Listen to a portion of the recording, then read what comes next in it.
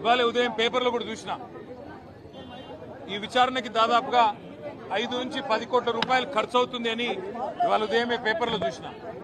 అందుకే ముఖ్యమంత్రి రేవంత్ రెడ్డికి నేను ఒక మాట చెప్పదలుచుకున్నాను.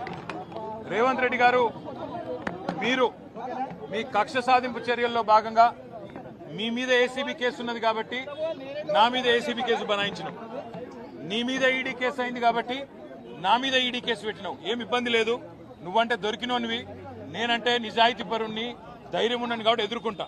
కానీ ఈ 5 కోట్లు 10 కోట్లు ప్రజాధనం ఏదైతే వృధా అవుతున్నదో ఆ 10 కోట్ల రూపాయలతో బ్రహ్మాండంగా ఇంకొక 500 మంది రైతులకు రుణమాఫీ చేయొచ్చు.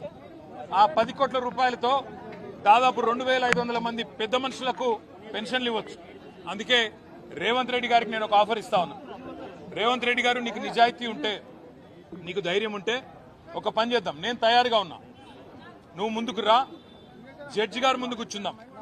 ఏసీబీ జడ్జి అయినా, హైకోర్టు న్యాయమూర్తి గారైనా, లేదా మీకు ఇష్టమైన న్యాయమూర్తి ఎవరి ముందైనా కూర్చుందాం. మీ మీద ఏసీబీ కేసు ఉంది, నా మీద ఏసీబీ కేసు ఉంది. నీ మీద ఈడీ ఛార్జ్ షీట్ చేసింది, నా మీద ఈడీ విచారణ జరుగుతున్నది. మీరు మొత్తం ఈ టీవీలు అన్నీ ఉన్నాయి కదా, మొత్తం మీడియా ఉంది కదా, లైవ్ టీవీ పెట్టండి. నేను రేవంత్ రెడ్డి గారు ఇద్దరం కూర్చుంటాం న్యాయమూర్తి ముంగట. మీరు ఏ ప్రశ్నను అడగండి కేసుకు సంబంధించి, ఆయన కేసు నా కేసు. ఇద్దరికి లై డిటెక్టర్ పరీక్ష పెట్టండి, ఇద్దరికి కూడా లై డిటెక్టర్ పరీక్ష పెట్టండి.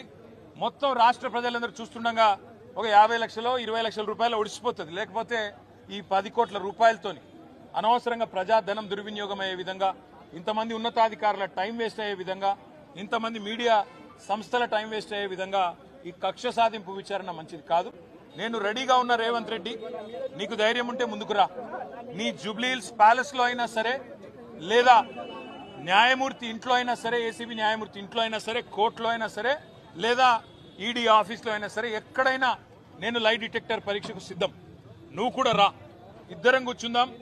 దొంగెవరో, ఎవరేందో, ఎవరి నిజాయితీ ఏందో రాష్ట్రం మొత్తం చూస్తుంది. నీకు ధైర్యం ఉంటే వెంటనే నిర్ణయం తీసుకో. డేట్ నువ్వే చెప్పు, టైం నువ్వే చెప్పు, ప్లేస్ నువ్వే చెప్పు, నేను వస్తా. నిజాయితీగా నా చేయిస్తా. నువ్వు లై డిటెక్టర్ పరీక్ష పెట్టి నువ్వు కూడా పెట్టుకొని కూర్చో. ఎవరు ఏందో రాష్ట్ర ప్రజలకు తేలుతుంది. సరే.